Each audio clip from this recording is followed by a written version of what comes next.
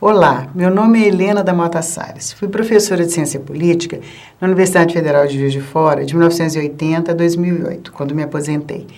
Sou professora, atualmente, de Educação à Distância desde 2006. Leciono Ciência Política e Seminário Temático no curso de Administração à Distância da UAB, na UFJF.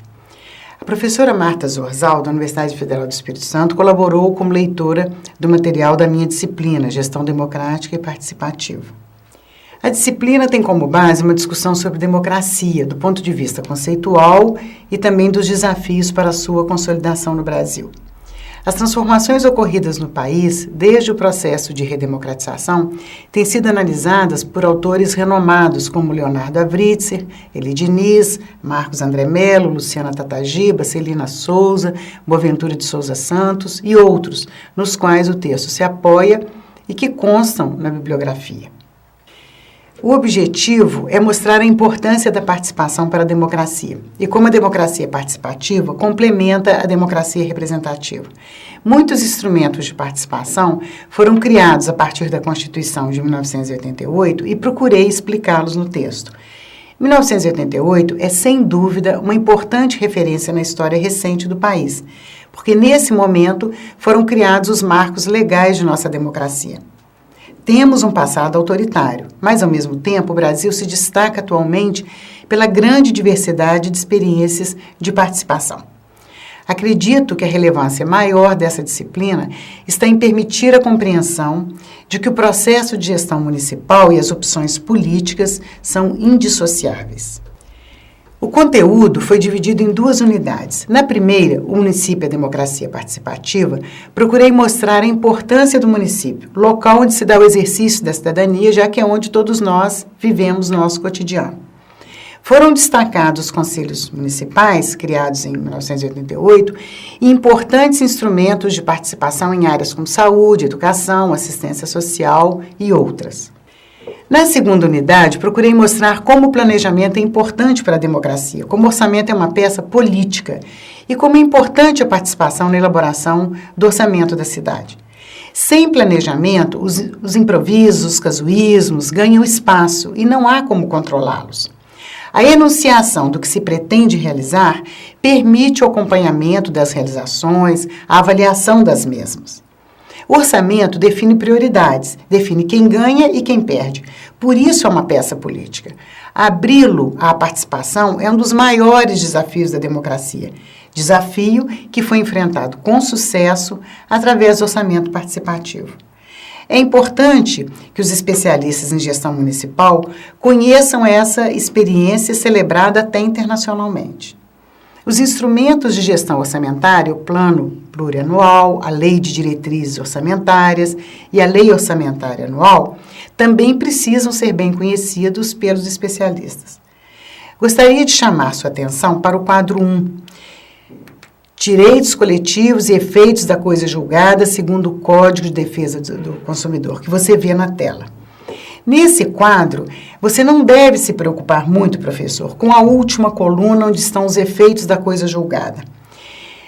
Ele está em uma linguagem jurídica que pode atrapalhar a compreensão do aluno e não é isso o mais importante do quadro. O mais importante é que o aluno compreenda quais são os direitos dos quais se encarrega o Ministério Público. Então, são os direitos difusos, os coletivos e os individuais homogêneos. E você vai ajudar muito ao aluno se você partir dos exemplos que estão no quadro e não dos conceitos. Os exemplos facilitam a compreensão. Em todo o conteúdo, destaco principalmente temas como a importância da participação, o descrédito em relação à atividade política e a necessidade de reabilitá-la. Professor, essa disciplina não pode ser ministrada de forma apenas teórica. São necessários exemplos concretos, extraídos do noticiário, das experiências conhecidas por você ou relatadas em sites na internet. O texto contém exemplos, mas você pode complementá-los para enriquecer o conteúdo. Considero que essa disciplina será bem-sucedida se você, professor, conseguir ajudar o aluno a compreender que a participação é bem-vinda, não apenas porque simbolicamente significa mais democracia, mas porque, de fato, aumenta a eficiência. Na primeira unidade, além das atividades sugeridas no livro-texto, você pode pensar em outras de acordo com a realidade da sua região. Por exemplo, os conselhos temáticos são criados de acordo com as exigências locais. Em geral, os conselhos de patrimônio são mais lembrados em municípios com arquitetura e obras a serem preservados. Você pode pedir aos alunos que pensem em conselhos temáticos necessários, mas ainda não existentes no seu município. Outra atividade de pesquisa pode ser sobre os conselhos municipais de sua cidade. Quantos existem e desde quando, quais são os mais atuantes e como é a sua composição. Por fim, você pode ser pesquisada também a Câmara de Vereadores da cidade. Quantos vereadores, quais os partidos representados na Câmara, como tem sido a frequência dos vereadores às sessões e etc.